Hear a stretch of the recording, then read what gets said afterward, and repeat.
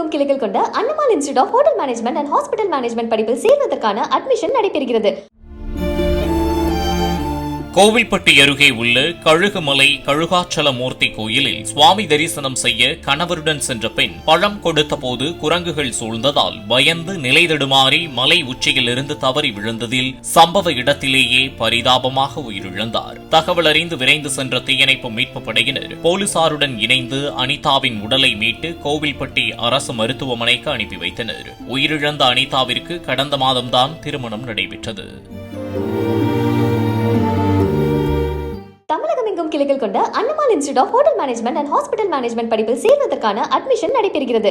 Play store மற்றும் app ஸ்டோரில் இருந்து பாலிமர் செயலியை QR கோடு மூலம் பதிவிறக்கம் செய்யுங்கள். செய்திகளை உடனுக்குடன் பெறுங்கள்.